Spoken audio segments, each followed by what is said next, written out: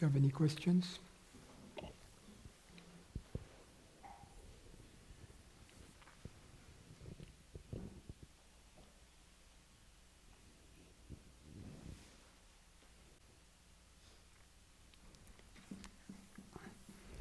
Sujata, she says, very nice to see all the smiling faces at the satsang. In your previous dialogues, you have mentioned something like this. 1. I, universal consciousness, am the silence where sound appears. I am the empty space where form, color appears. I am the intelligence where thought appears. Continuing in the same vein,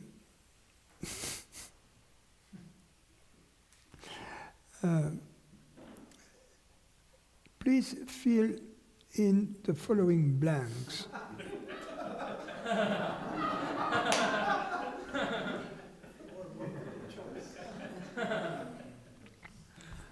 In the old days, you know, in college, tests were not like that.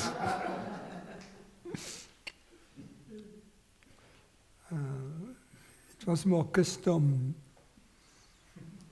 graded. So she goes, I am the beauty where blank appears.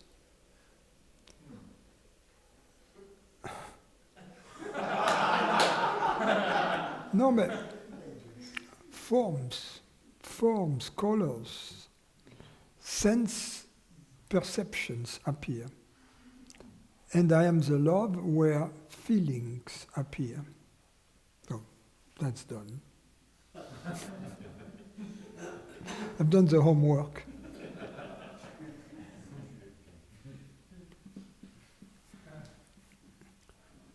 Vikrant.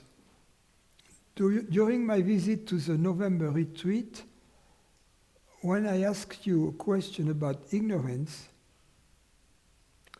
you had asked me whether there is ignorance at that moment. And I had answered you that there was none. During the following morning, I had an understanding which surprised me, but I did not think about it too much at that time. Later, when I have been thinking about it, my understanding was as follows. If I am totally and completely in the present moment and self-aware, I am already in eternity. I am not in the same dimension as this world.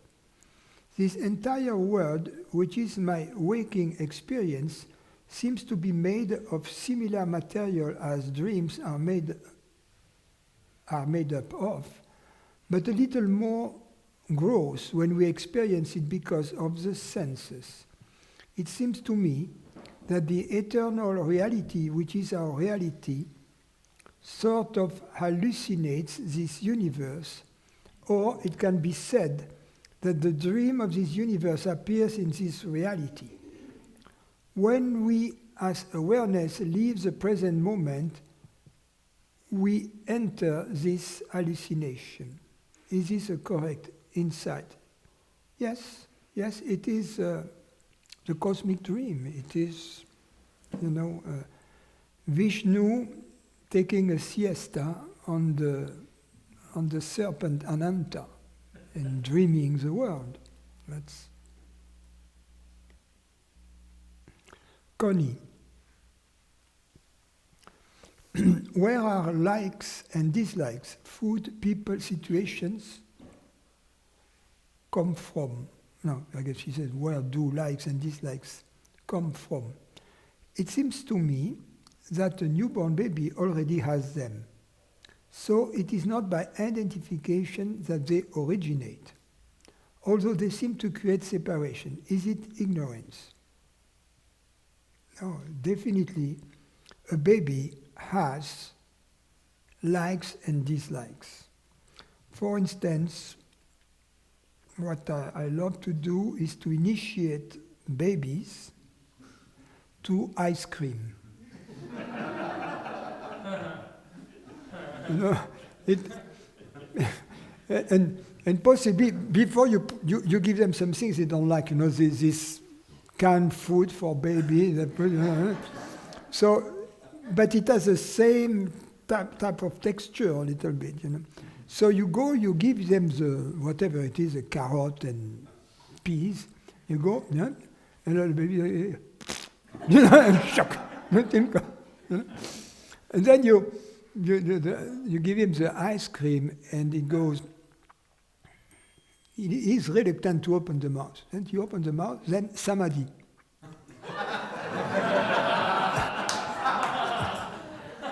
And then the next moment,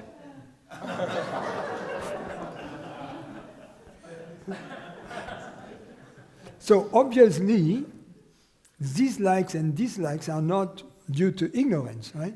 Poor baby, no. They are likes and dislikes of the body.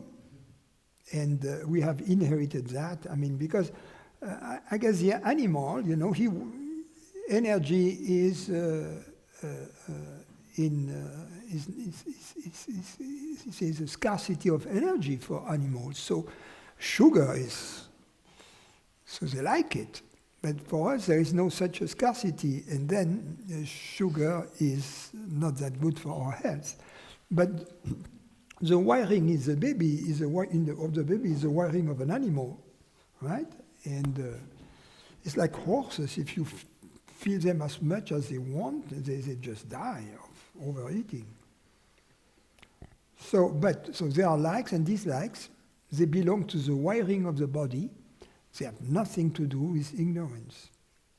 And there are other dislikes that have everything to do with ignorance. And we cannot take them all as a whole, put them all in the same bag. For instance,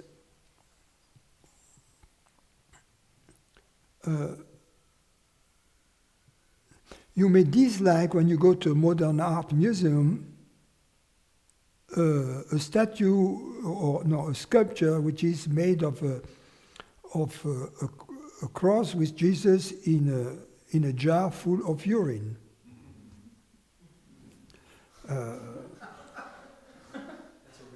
It's a real thing. It's a real thing. It has happened, and it was subsidized by taxpayers in America. Right? So it's beautiful.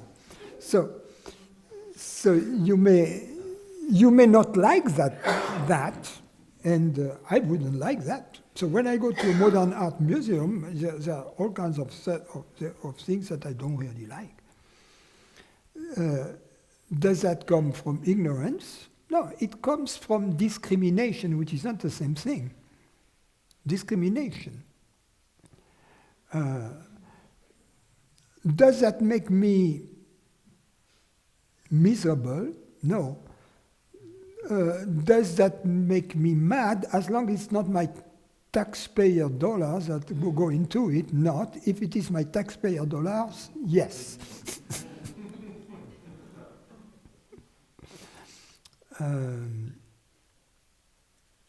Now, dislikes that come from ignorance. First, what does a dislike mean? It's some things that tells you, don't go there. Get the hell out of that. Don't eat this food. Get out of this museum or this room, etc. Leave these people. They are not good company. But sometimes the dislikes are of a different nature. They come from our identification. For instance, if we identify with a nation, we may not like people from another nation. It's incredible to see by reading the French and German 19th century literature that it was obvious that World War I was coming. Because on both sides there were expression of nationalistic hatred. So that comes definitely from ignorance, because it is a hate for people you don't know. It's kind of conceptual. You don't even know these people. It is your conditioning because you identify with this group and you hate the other group. That definitely comes from ignorance. That's an example. There are many more likes and dislikes that you may find that come from ignorance. But it is for you as homework to find the difference. So, let's put it this way. No, I guess I've said enough.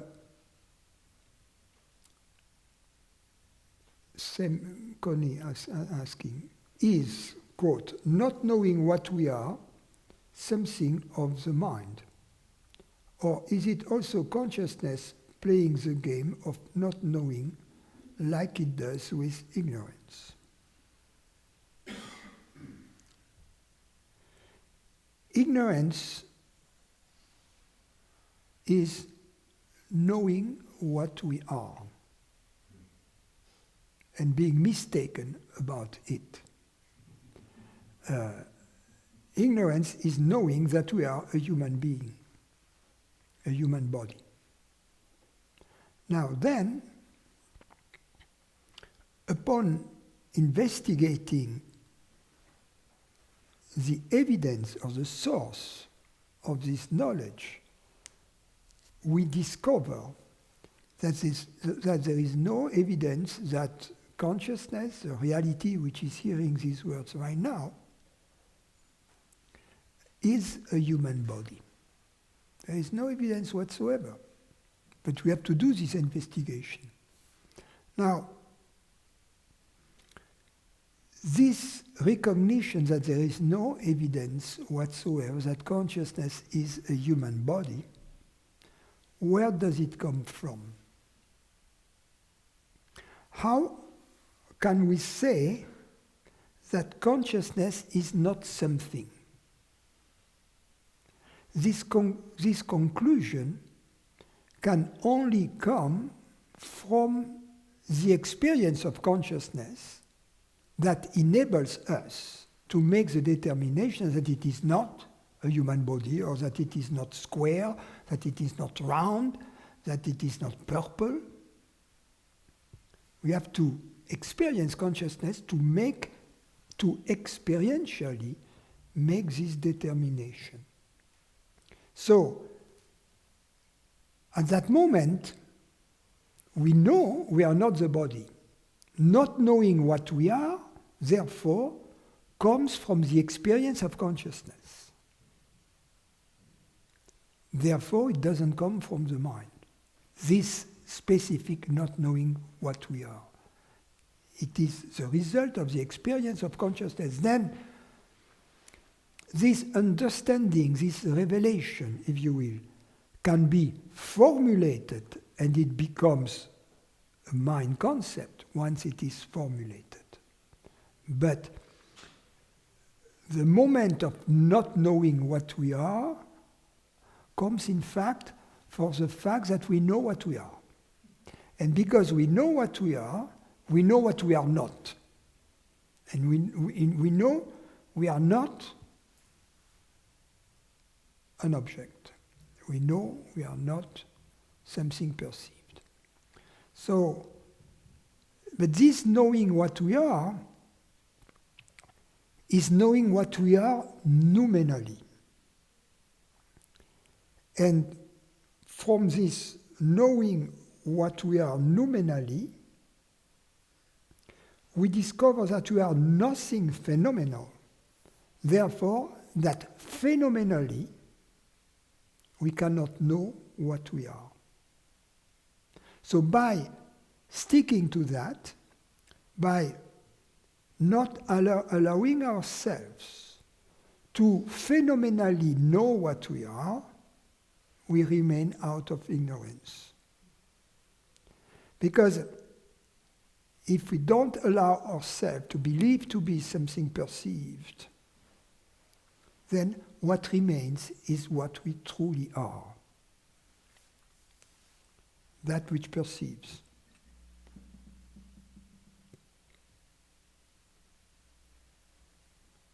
Any questions here?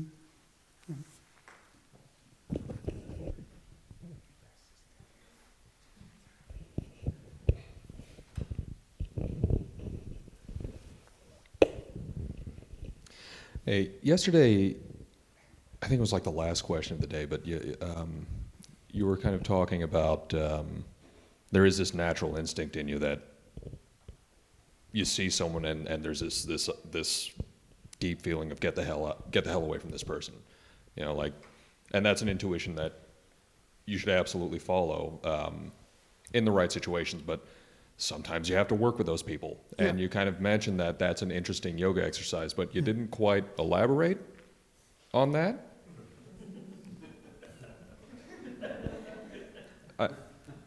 I mean, if you could, I don't know, give some pointers, you know.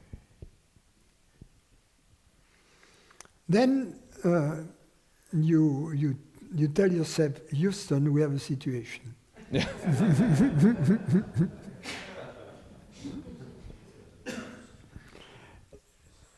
And then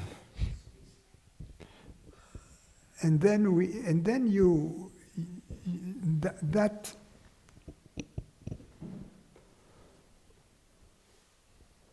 puts you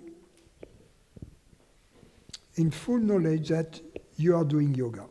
Doing yoga is you have to find the appropriate behavior in this situation. And the first thing is to welcome the situation completely.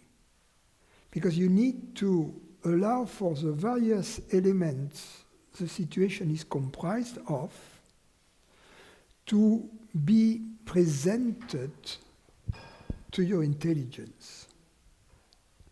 It's like when you have a problem to solve, you need to contemplate all the elements of the problem without missing any. And from this contemplation, like a puzzle, let's say you need to solve a puzzle, and at some point you contemplate the various pieces, and at some point it clicks, right? If you don't look at them, you'll never find the solution. So it's the same. So it's a puzzling situation. You are puzzled, and you have to see all the pieces. And in this contemplation, the solution will come to you, and the perfect solution is one which reconciles intelligence, love, and beauty. You know, so it has to be intelligent, like say, creative in a sense, and then it has to be fair to all parties involved, and also it has to be beautiful. But usually, if it is loving and if it is intelligent, it's going to be beautiful. Beautiful is something you may add in some circumstance, a little bit of panache. Yeah.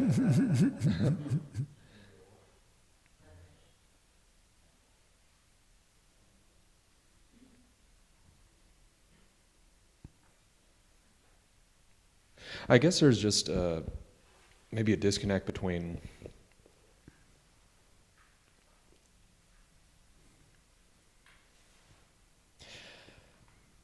yeah, the whole aspect of being loving towards someone who at least, metaphorically wants to stab you in the kidney. Yeah, right? but I did loving maybe to kill this person. Yeah.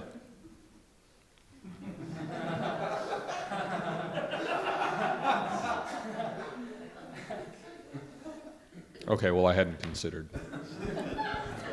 If this person comes at night with a gun, Yeah. right, and wants to kill you and your family, what do you do? Right. The loving thing is to get rid of the guy, right? Right. The sooner the better.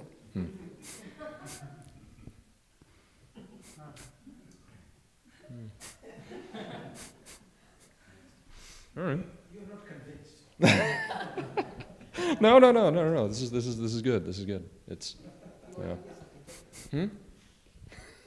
In other words, all the options are on the table. Yeah. I mean, I guess it's just, I don't know, there's like the spiritual, like, turning the other cheek and... But I disagree with Jesus.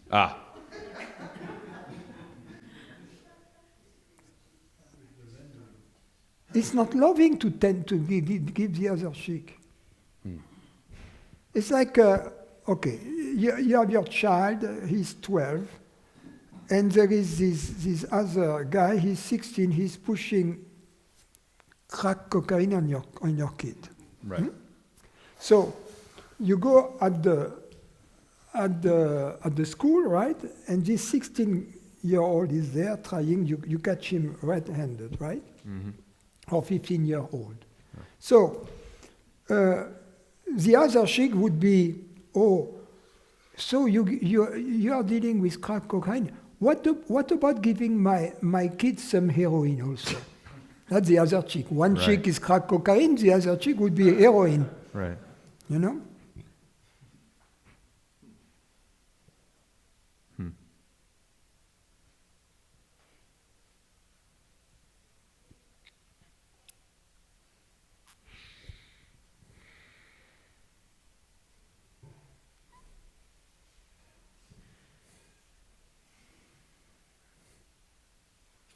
You know, non-violence is in fact extremely violent. It's another way to go to war. It's another weapon used. Yeah.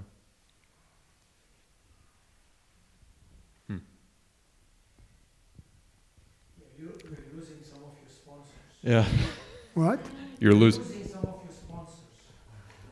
My teacher used to say that, Jean Klein, especially regarding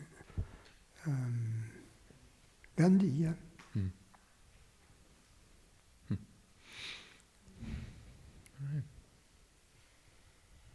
Thank you. Ramana Maharshi was not a great fan of or stan of Gandhi. Neither was Aurobindo. Oh, there was who? Sorry? Who's? Aurobindo. Aurobindo. Oh, right. Thank you. Just for...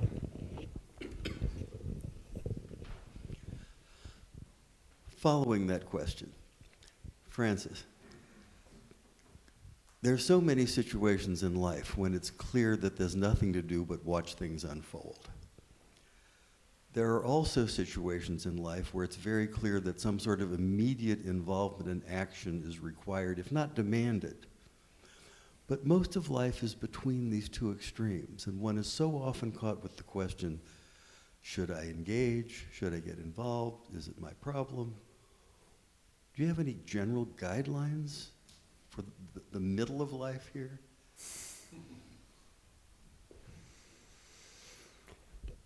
I would need to have a very good reason to get involved. To you, the story of my teacher who learned his lesson, he was in the south of Italy and there was this couple beating each other with a man, and so as a gentleman he went to help the woman, then they started beating up both of them, beating me up. So he said, I learned my lesson not to get mixed up with private business of others.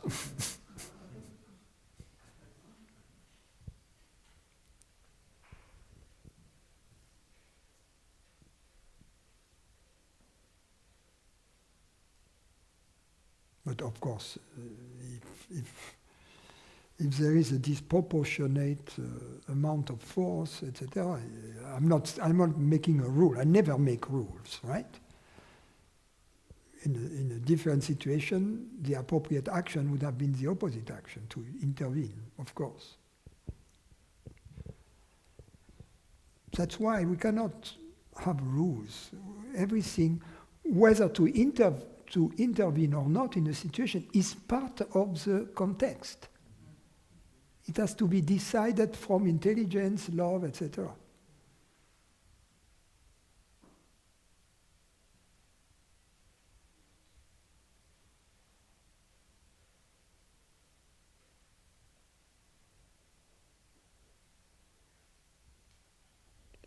Also, another notion is that a decision, and therefore an action, has to be postponed up until time is of the essence. Because the situation may evolve in a different direction. And you don't want to pick the fruit before it's ripe.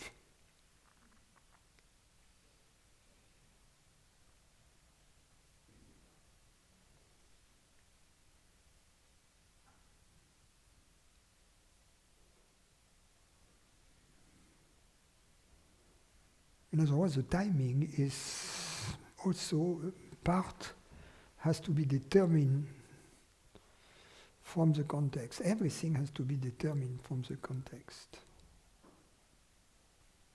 It doesn't preclude us from planning a decision, although time is not of the essence yet. But we have to wait to pull the trigger up until it's necessary. Thank you, this is very helpful.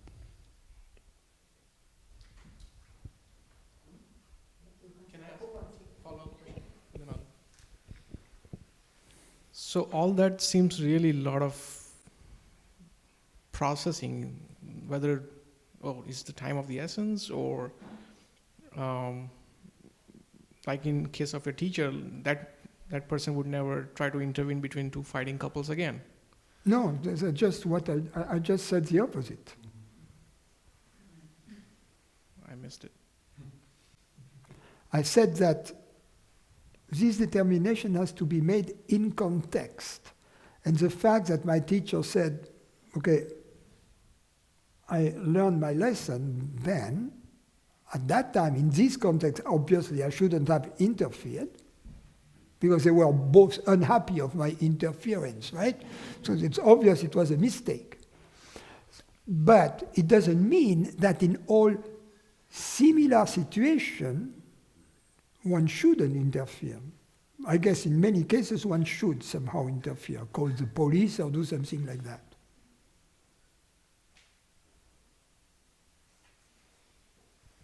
So that was a relatively simple situation, but Calls the police first, and then tell the guy, I've called the police. You know, you always call for backup first.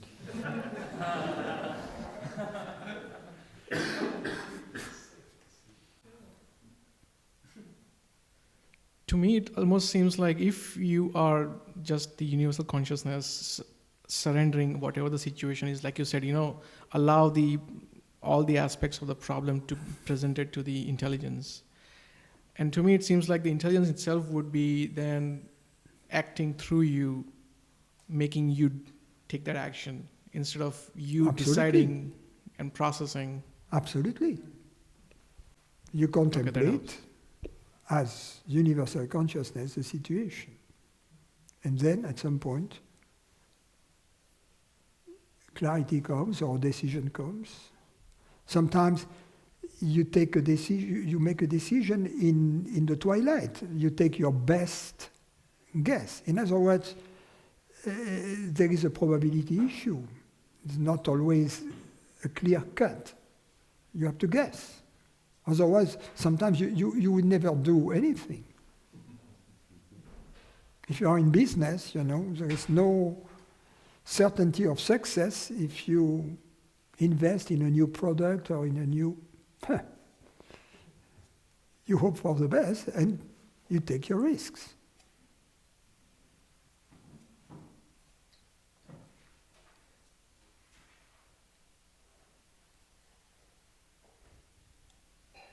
And I have a second question as a follow-up from yesterday's discussion. The part about personal and impersonal desires, and when you mentioned when there's a desire, it's almost a premonition or announcement of... An impersonal desire. Right, so that was my question that I want to... it seems like there is sometimes clarity, but I keep forgetting or at least it keeps getting muddied of the definition of what is called as impersonal desire versus... Okay. So the definition, let's be mathematical. An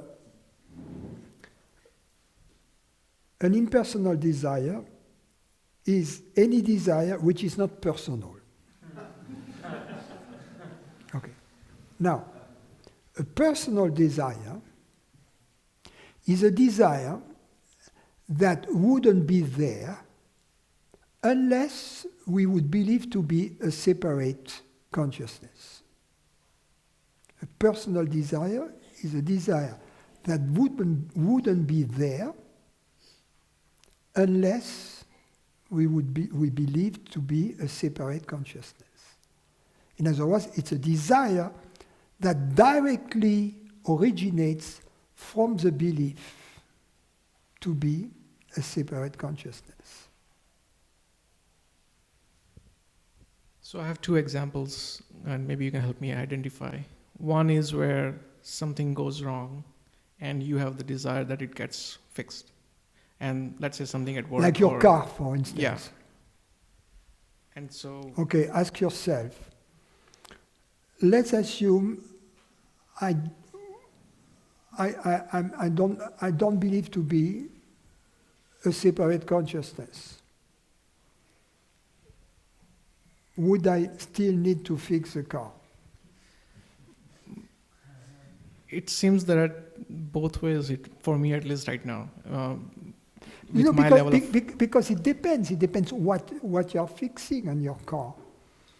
There might be things that you fix in your car that you don't have to fix, and that are related to your belief to be a separate consciousness. So it's something that is serving the ego. But generally speaking, when you fix your car, it's like if you have a hole in your roof. Or ask you, would a sage fix his roof? Yes, the sage would have his roof fixed.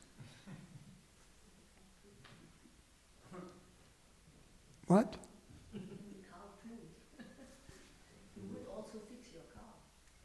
Yeah, especially a German sage.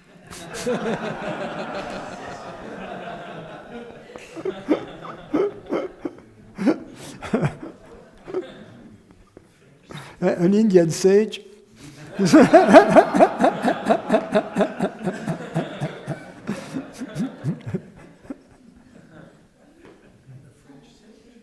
French sage is between the German and the Indian.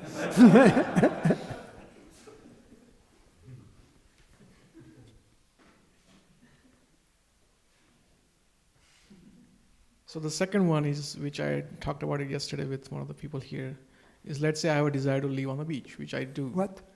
Desire to live somewhere on the beach instead of being in the city somewhere. To live on the beach? Yeah, so is that...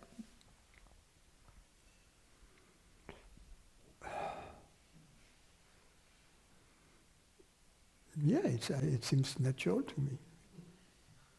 Why not, if you like the beach? It depends on the beach. I mean, if you live in a house and there are a lot of cars driving by, a bar with a happy hour every in front of your house, I mean, yeah, you like that. You see?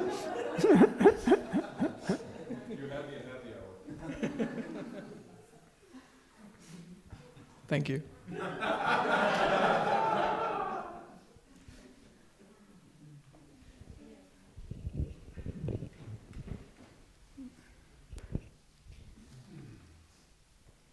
Just a couple of comments. I wanted to make one about the issue of killing the murderer who's going to come in. So the separate self way of this action for me had always been non-action. What? Had always been non-action as a separate entity, as a separate self, until once I've understood, at least I've had a glimpse of understanding, there has been a rather brisk decisiveness in my actions in terms of especially when they're impersonal actions. And that has come across as, if you will, what is wrong with you? Why have you become so stubborn? And I think that's what I sort of was alluding to in the first night, that there's become this decisiveness in the things that I do now, because it just comes to me not as the separate person, because that was always a non-action most of the time.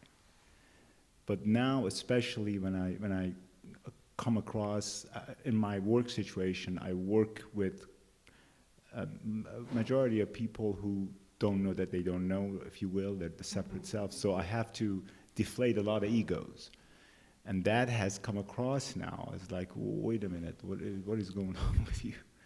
I'm like, well, nothing's going on with me. What's going on with you? What you do doesn't make sense. So that out of fairness that you were speaking of. So this decisiveness has come across as a bit bold, if you will, and that is something that, I don't mind it, but the reception has been a bit murky, if you will. I think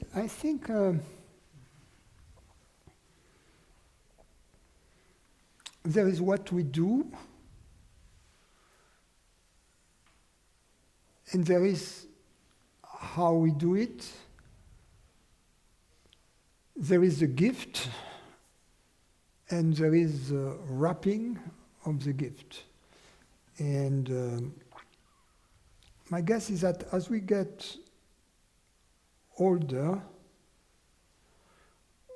we know better how to wrap the gift.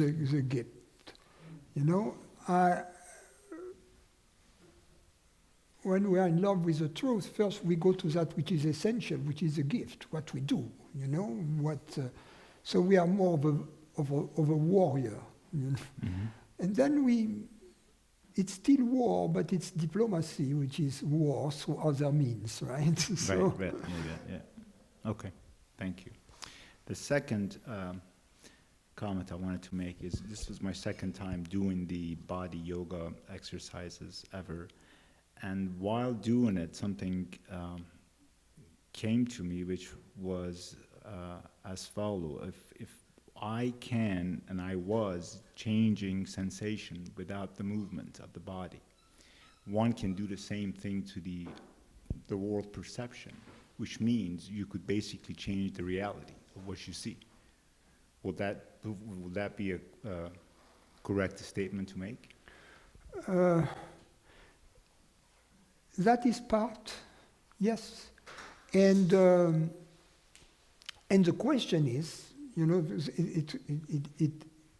it connects to what the first question you asked the other day. Am I deluding myself? I am creating something which is an illusion. And the answer is, if it weren't true, if it wasn't true that there is only one reality, yes, I would be creating a delusion. In other words, I would transform the way I perceive the world as if there were only one reality, whereas in fact, that's not the case. So then I am bringing something false into a perspective which was correct. However, if it happens to be the opposite, in other words, if it is true that there is only one reality, what I am simply doing is I am realigning the way I perceive the body and the world with the truth that there is one reality. Therefore, whether you do this yoga or not, or where this yoga is justified or not, depends on where you stand regarding the nature of reality. Because if your stand is that there is only one reality, and awareness, the reality that perceives, is therefore that reality, then it is only natural to realign the way we perceive the body and the world to make it consistent with that. Thank you. Thank you.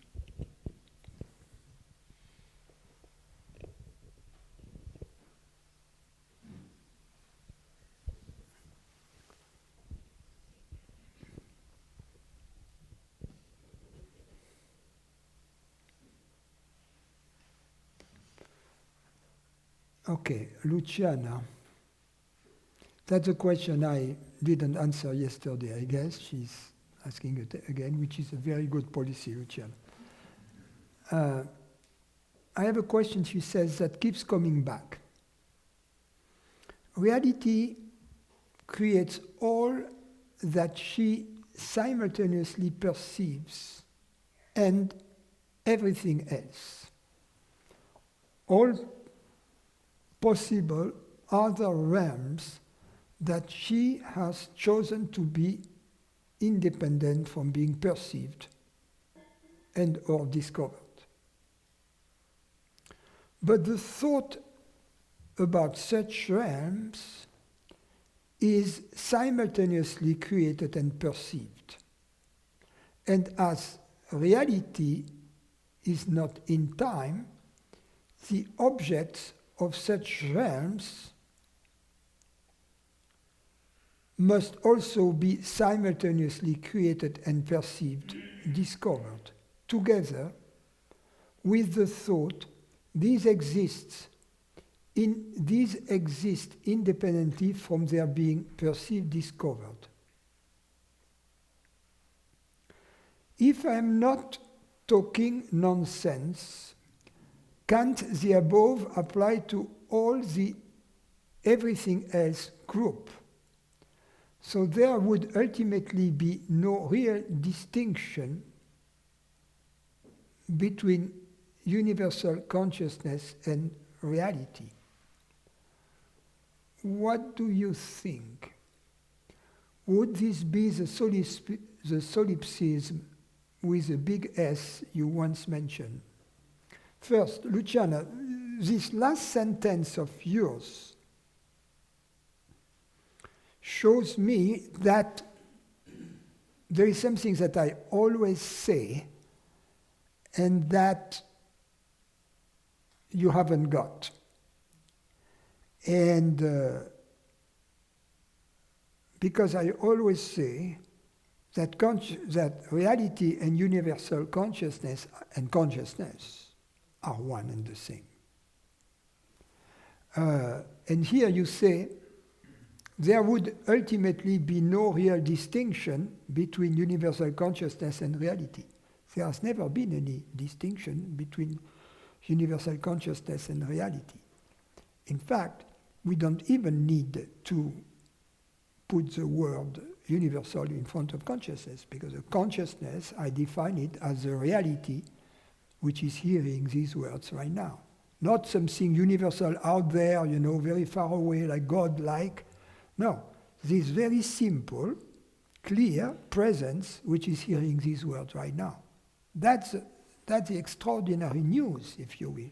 that this seemingly ordinary consciousness is in fact the consciousness of the universe, and the universe being taken in the sense of all that exists.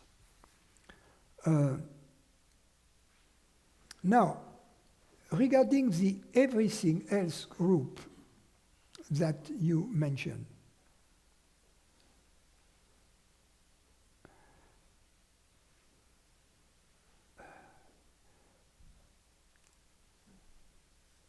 that perception is not all there is to reality. And we have to leave this possibility open, meaning that there are aspects of reality, elements, that are not perceived. But nevertheless, that there are realms in which, although they are not mind-like, in other words, they are not subjected to phenomenal perception, but nevertheless, in which there are distinctions. That's very important. In other words, in which there is diversity or plurality, because there are distinctions. And as an example, I was mentioning, for instance, the realm of mathematical ideas. The number pi and the number e are different. They both belong to that realm. And there is a distinction between them. In other words, in the Plato cave metaphor, there is the sun that represents the one, reality. And then there are the idea, which are objects in front of the cave. And on the back of the cave, the objects that are in front of the cave, the sun casts shadows. And the human mind, if you will, we are kind of chained, forced to look at the wall on the back of the cave, and what we see are those shadows that are there. In other words, the world, this universe that we see for Plato, is simply the shadow of a different realm, which he calls the realm of ideas. I'm not subscribing entirely to that thing. I don't know, but it is true that, you know, the ancient Greeks, they had this notion of a mathematical order. The Heraclitus, for instance, says, "O theos aei geometrei," the God always geometrizes, meaning that everything in this universe is made of rhythms and of vibrations, and ultimately, therefore, mathematical elements. This interesting view kind of explains this uncanny correspondence there is between the mathematics and the discoveries of the laws of nature. Because there is a priori no connection there. Why? How can we explain that? I'm going to give an example. Dirac came up with this quantum field equation for the electron. And this equation had two solutions for the values of the energy. One was positive, the other was negative. A negative energy doesn't mean anything. What does it mean, a negative energy? At least at the time. For a physicist, so a regular physicist would have said, okay, let's take the solution which has positive energy, let's forget the other solution. But Dirac was a Platonician. So he deeply felt that the mathematics, the beauty of the mathematics was telling us something in and by itself about the nature of the universe, that there was a correspondence. And so he tried to figure out what kind of interpretation could be given to this negative energy solution of the equation.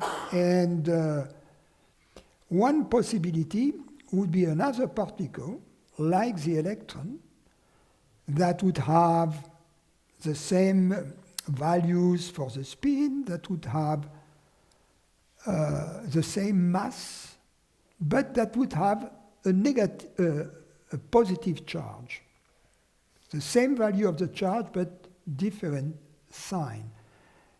And he formulated the hypothesis of the positron, which is the anti-particle, the antimatter, the anti-particle of the electron. And I think 2 years later, experientially, the existence of the positron was discovered.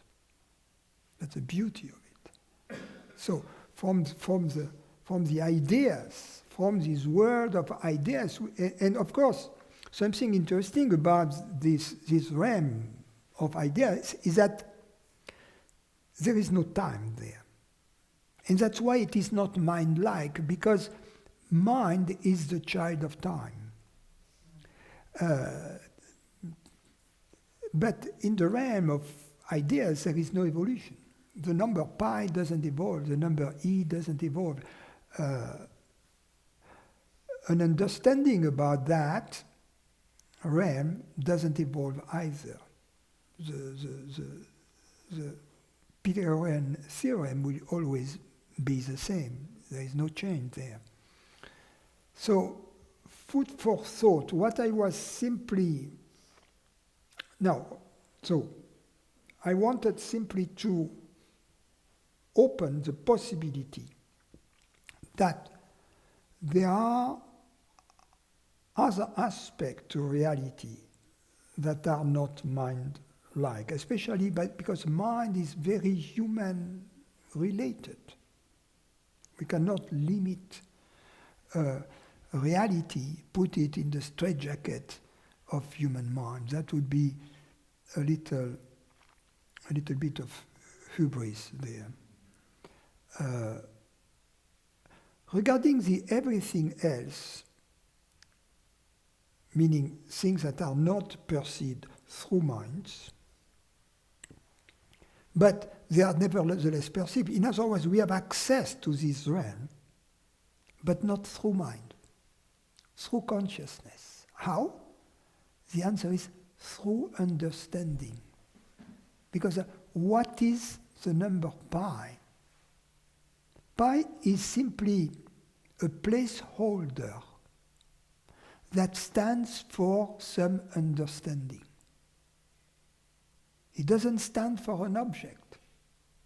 It stands for an understanding of a very peculiar kind, but nevertheless it stands for an understanding, not for an object. And as such, it is located in timelessness.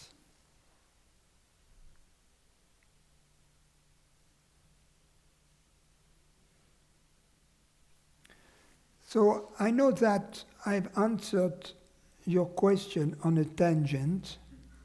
I think what was important in my answer regarding you is that I don't make a distinction between consciousness and reality.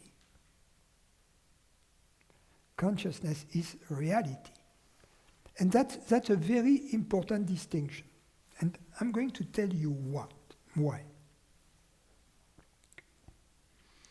Because if you define consciousness as perception, in your case, you define it as perception of something. In other words, you define consciousness as phenomenal perception. As if when phenomenal perception ceases, the consciousness you define would cease to exist. Reality would remain in existence, but if consciousnessing is tied to the perception of a phenomenon, in the absence of phenomena, consciousness disappears. What remains is reality, which then is somehow deemed to be matter-like, to be granite-like. That flies in the face of our deep intuition of the eternity of consciousness. In other words, that when perception ceases, and for instance at the end of the body, when the instruments through which it perceives are no longer there, it doesn't imply that consciousnessing ceases. So it is very important in my answer that because in the last part of your question, I've noticed something that, it's important to, when we discover little missing pieces, to be open to the possibility of the experience of consciousness, of the experience for us, the experience of consciousness in the absence of phenomenal perceptions, meaning in the absence of thought, of bodily sensation, or external sense perception. Extremely important.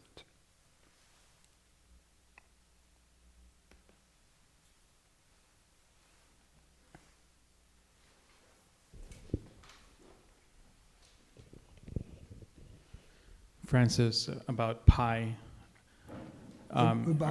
About pi, and such universal truths like mathematical equations, which are eternal or universal. What would they be if they are simply placeholders for understanding? Are you saying that they are one with consciousness? I mean, everything else is one with consciousness, but are they in substance identical with consciousness? Well, everything is identical with consciousness. This flower, this table, pie, this body, everything. So, yeah. But at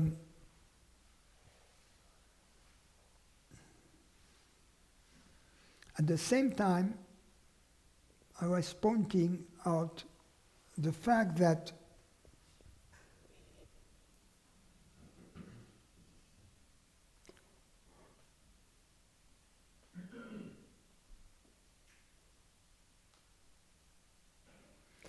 there are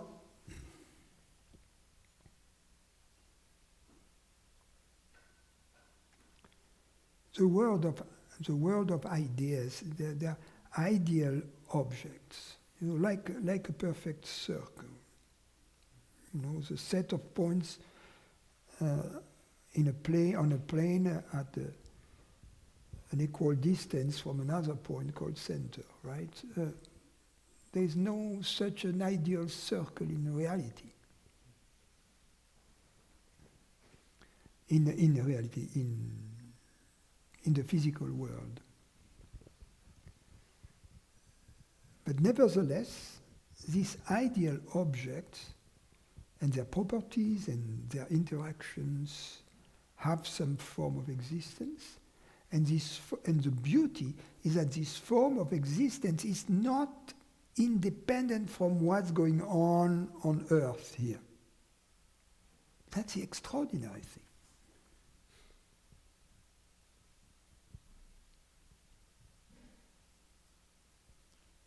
That's why, true physicists, at least, true mathematicians, I have no clue why they are not here.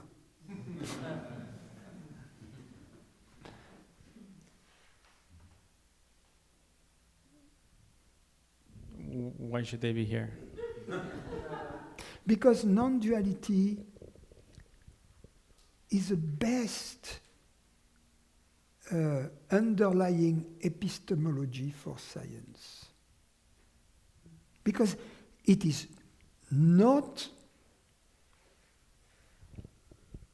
based upon any form of belief. It somehow applies the scientific method of no beliefs, Occam's razor, deference to the facts of experience, control via experimentation. I mean, it's very different from religion. That's why what we do here, I don't like it to be seen as religion. It's more philosophy. In the West, what we call religion is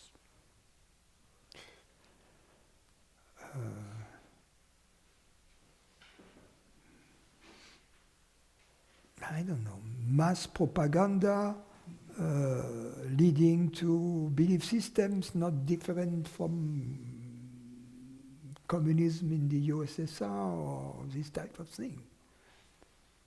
And you see the effect, actually. You see how many people get killed as a result of this stupid... And it has been going on for a long, long, long time. So religion...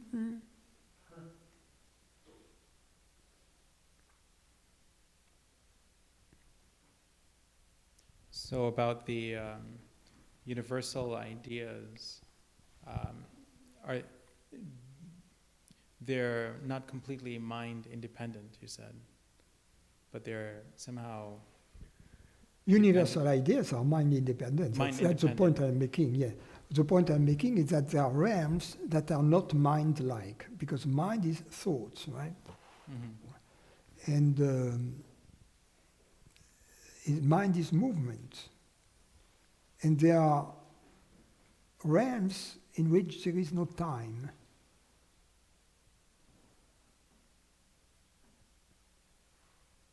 Here in this universe, there is only movement. Everything changes from moment to moment. So what is the relationship between the universal ideas and consciousness itself in a way that... Oh, they are an emergence from consciousness. They're what? They emerge from, they are a creation, they are an emergence from consciousness, but they are, in a sense, they are closer to consciousness than this world. And that's why the contemplation of those leads to the experience of consciousness is a path. So the contemplation of beauty, the contemplation of intelligence, of mathematics or physics, or the contemplation of love, leads to the experience of our true nature. Thank you very much. So let's talk about the movement you just mentioned. Yeah, you talk about the movement we just mentioned, right? That's what I was trying to get at yesterday when I was saying there is something with no movement. So if there's no movement, there is no universe as a manifest, if you will. But the reality of it is way beyond that.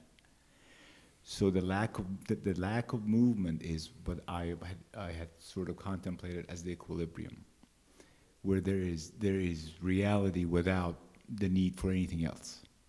Without? The need for anything else. Yeah.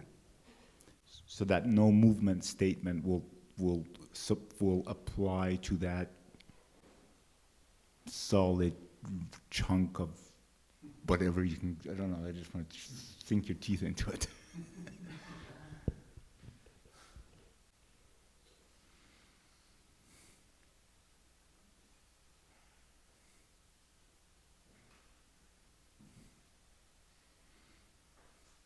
You know, the story is that God, without movement, all by herself, was getting bored. And then she says, okay, let's create some action. So then there is the universe. Huh? And then she says, yeah, but I am bored because I'm alone. So then she creates ignorance. Huh?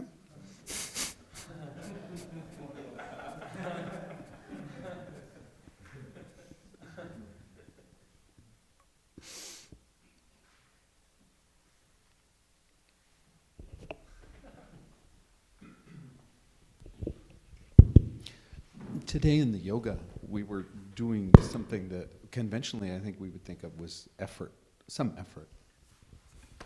I mean, And then, no. and yeah, and No. then, I know. And then, Yeah. yeah, this is what's getting me. But I mean, I'm just. I mean, I do my best. I know. It's so sad. And then you said, there's no effort in. I don't know if you said the realm of sensations. I don't know. That's somehow really. Whoa. Can you say more about that? These are tricks, you know, because. Good one. But I explain it. When instead of moving the arm, we move the sensations that are associated with the arm. If we move the arm, we have moved the arm so often. Right. So in memory, we have all kinds of movement pre-programmed, you know, in the store. And poof, we push one button, and then the robot executes, right? And if we move the sensations, it's different. Because we have to look for the sensation in order to move them. So now, if you are looking at the sensation, we are not moving from memory.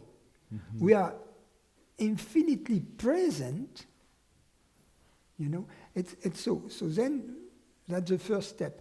But the second step of the exercise is that we move the sensations, but with the intent to purify the movement, meaning to make it as transparent as possible, as like water moving in water. And it is this deliberate attempt to purify the movement that is the experiment. To move the sensation only, that's not the execution of the experiment. You see, we need to move the sensation, but at the same time to make this deliberate effort to purify. And we can do it several times, and every time, and as we do it day after day, if you will, you see something changes. I guess my question is, that statement, it's a trick or whatever, Yeah. it's true though, isn't it? That there's no effort. No, there is no effort at the moment you agree completely to do. You know, you don't have any reluctance. You say, okay, I want to be here doing that. You see, that's what I mean, effortless. Mm-hmm. You see, but in addition also, there is an attempt to eliminate any resistance. Mm-hmm. Because that's the example I often use, but I'm going to do it again. If you are an actor on stage, right, and you are playing Sisyphus, right, and he has this big boulder, right, but the boulder on stage is painted cardboard, you know, half a pound. So if you take the thing up, you know, you are not playing the part of Sisyphus, you are playing the part of Hercules, right, or something like that. Yeah. So if you play the part of Sisyphus, you are going to... You see all the contractions? Yeah.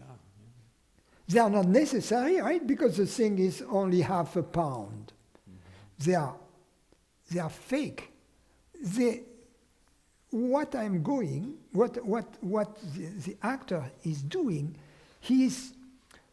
the muscles that are used to lift the object have to work in a credible fashion.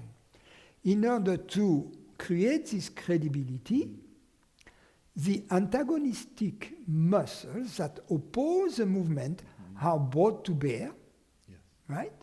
So that then there is an actual effort in lifting. It's a simulation of weight, right? Simulated by the body. Of course, it's never perfect. But, okay, in this case, it's all above the surface. It's very clear what the actor is doing. So when he's going to lift his glass next moment to drink the champagne, he's not going to whoa. He's going to look. Another one, because these actors, you have to be careful with it. Yes, absolutely. I've heard that last night. Well, I'm not going to gossip.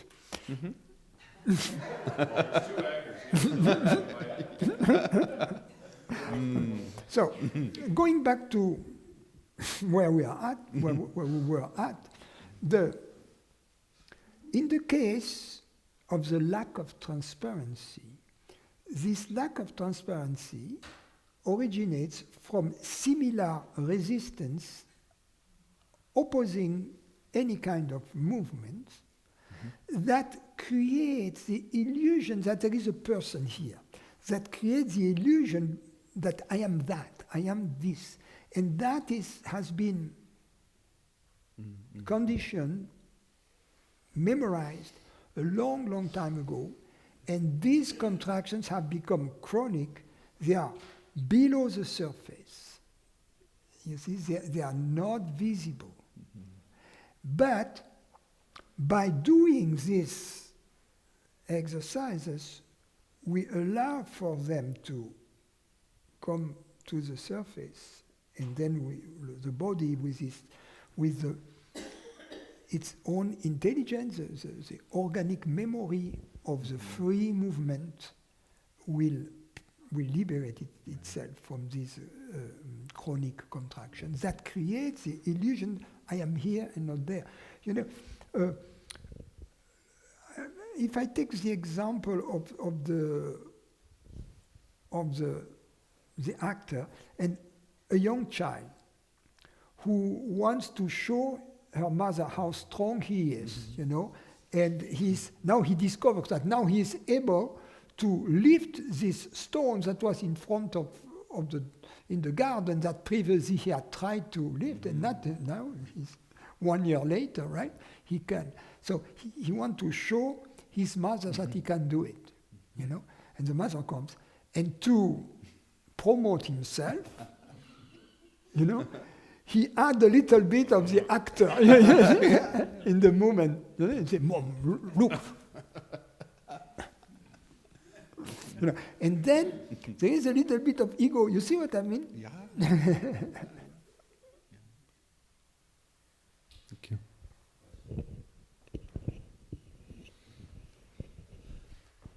Back to mathematics for a moment. These mathematical truths, Plato placed them in a place he called the realm of the universal intelligibles. Yeah, the realm of ideas, yes. That seems to define a more universal level of possibility from which general experiences is somehow derived. Is that whole notion of levels of reality simply bogus, or is there some other way to understand that? I don't think it's bogus because, at least with mathematics, because this uncanny correspondence there is between the laws of physics and the mathematical ideas. And precisely, for instance, the example I mentioned of Dirac's equation and the discovery of the positron.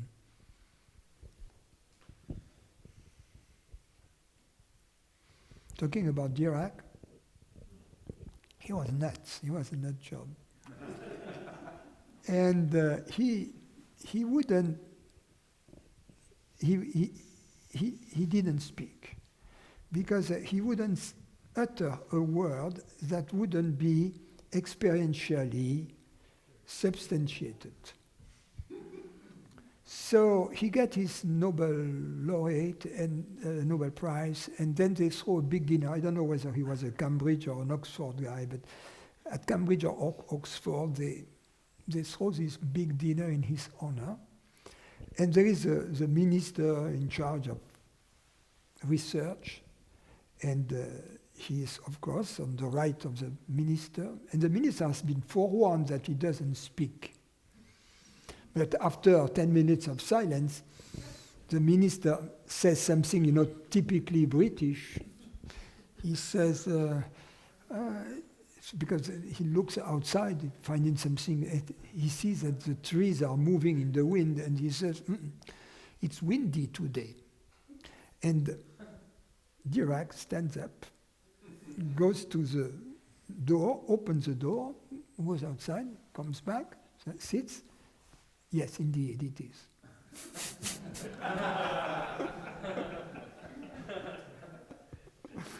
Another example of Dirac. He is traveling in the British countryside by train with another peer physicist. And the conversation, of course, is scarce. And after a while, the colleague, although he has been forewarned and he knows, can't resist it. And at some point, the train passes by a meadow with a flock of sheep, a herd of sheep, and the scientist looks at them and says, these sheep seem to have been recently shorn. And Dirac looks and says, yes, at least on this side.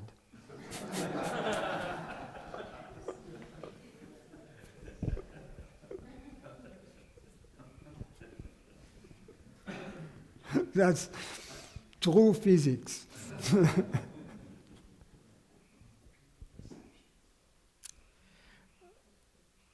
Question regarding the experience of consciousness without perceptions. So when I am abiding in just the sense of I am, the perceptions all at least become peripheral in that. And would you call that as the experience of consciousness without perceptions? Let me give you an example. Oh, I just gave an example. When I said that Dirac quipped, yes, at least on this side, what happened to you? He wasn't making any assumptions. No, but before, that's a conclusion. But there was something funny, no? In other words, when I say, when he said, at least on this side, first you say, what did he mean? Right?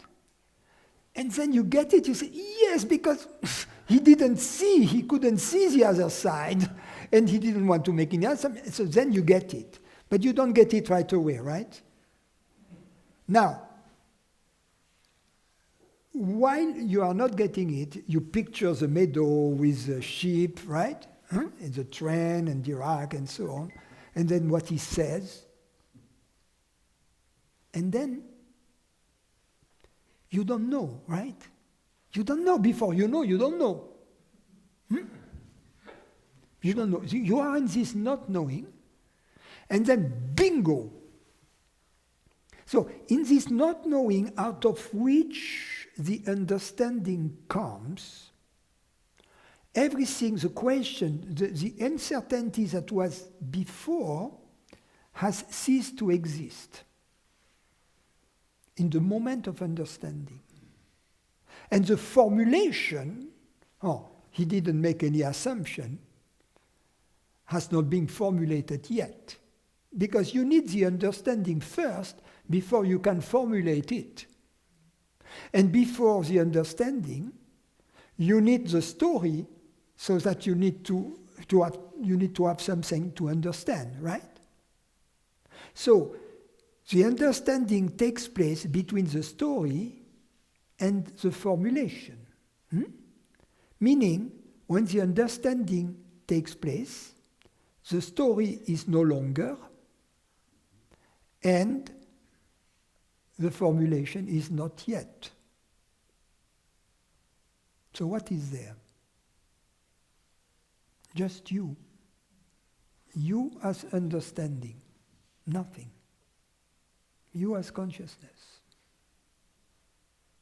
And it's a timeless moment, yes, because consciousness is out of time, yes. The mind, the thought, the perception, the formulation, that elapses in time. But our reality, our understanding, that which stands under the mind, is beyond time. So that's an example. Every time we understand, we go to this place of timelessness, of pure consciousness. So everybody has the experience of pure consciousness. However, most people don't know it because it has not been pointed to them. They are not open to that possibility.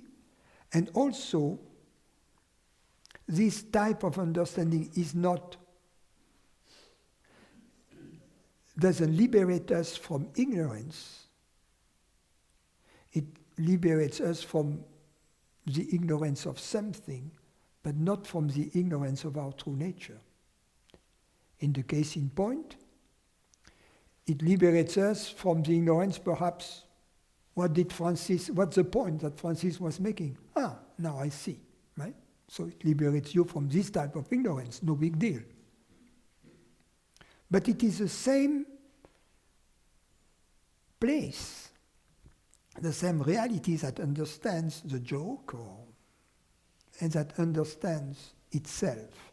When it understands itself, then it's liberating.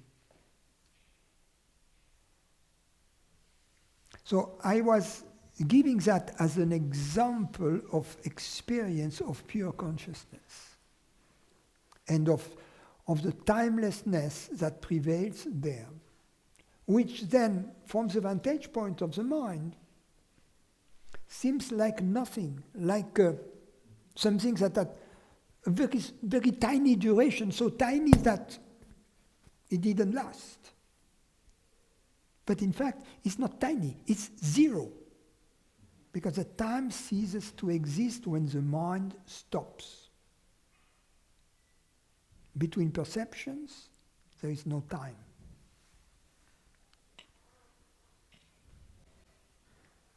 So the story ends when you said that story, and then there's a gap. And then there is an understanding of what the story... No, the gap is the understanding. Somehow, to me, it feels like that is the function of a mind which processes what the story was, but now it seems like it was the afterthought. The understanding operates a change in the mind, definitely, and then that which was before is replaced. Before there was, I don't know, and now there is a change in the mind. Now I know. I know what the point was about Francis' story and Dirac. So something has changed, yes, in the mind, definitely, yes. You can remember. So in cases of minds that, let's say, sometimes don't understand a joke, or didn't understand that story, the joke behind that story, or the idea behind that story, then the understanding doesn't happen. so understanding didn't happen because of that mind. Because I don't know, who cares? Either it happens or it doesn't. Oh, phenomena. I'm just trying to give you, to open, to open your understanding of understanding. And that's very important because it is very important to be open to the possibility of the experience of consciousness without any perception. That's a problem I had with earlier on with Luciana's, some things that Luciana's said about consciousness and the distinction she was making between consciousness and reality. Like consciousness was not always there, reality is always there. No. Consciousness and reality are one. In other words, this presence, alive, not mineral, not obscure, this light which is hearing these words right now, has never come into existence and will never go out of existence. And that's the liberating understanding, to be open to this possibility.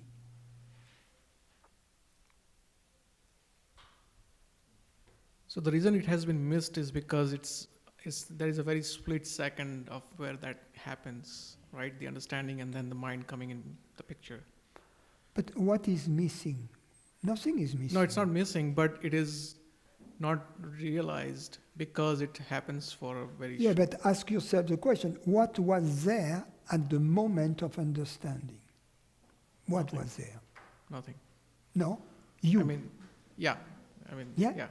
Because you say, I was there, obviously. I am the one who understands. But there was nothing else. There was only you.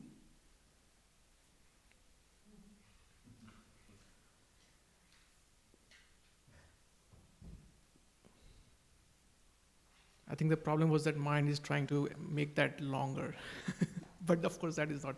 Yeah, but we have to understand that the timeless is eternity. It is the background of time.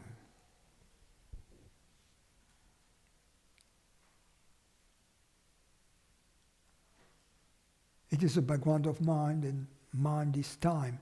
But it is also the background of everything, including of the timeless, of the timeless realm in which there are still distinctions, as we mentioned.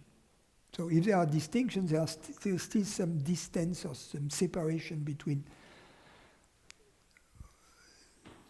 the objects, but it's not a perfect simultaneity there, but there is temporal simultaneity. There is no, it's not the one, it's not the totality.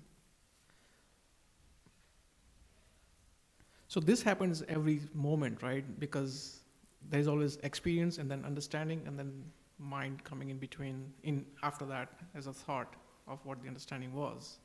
And that happens every second, including what you just... Yeah, there is no continuity in that which is created. The real continuity is in consciousness. Yes. Everything else is discontinuous, although because of the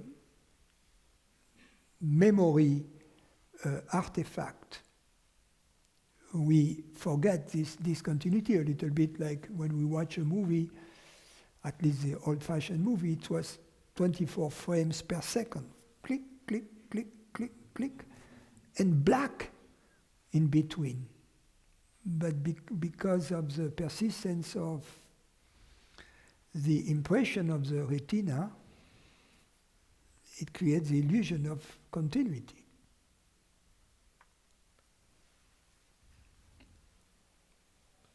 So after this, I'm just going to now try to constantly keep that in, Like every moment there is this happening, and I would be trying to abide into that now. No, you are already that. It's like the image my teacher used to give was, you have a floor of concrete, or of concrete, and you have all kinds of rugs on top of this floor. And there are spots between the rugs where you can see the floor. So these intervals, you can see the background, but when you see the background, you understand that the floor is also present under the rugs. So what is missing? The floor is not missing. The rugs are not collapsing into, they are still supported by the floor.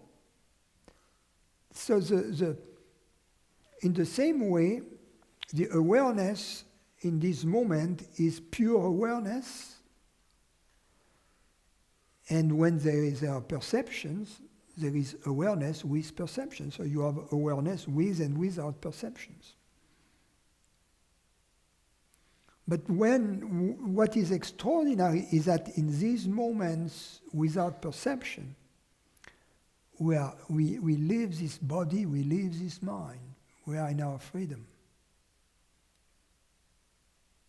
So it is not that we die only at the end of the body. As Krishnamurti used to say, we die with every thought, with every perception. So it's an experience we know. In fact, we don't die. The thoughts die. The perceptions die. So they can be replaced with new ones.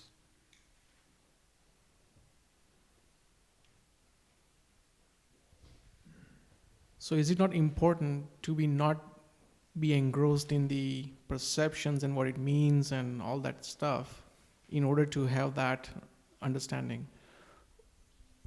What is important is to be open to the possibility of the experience of consciousness without objects.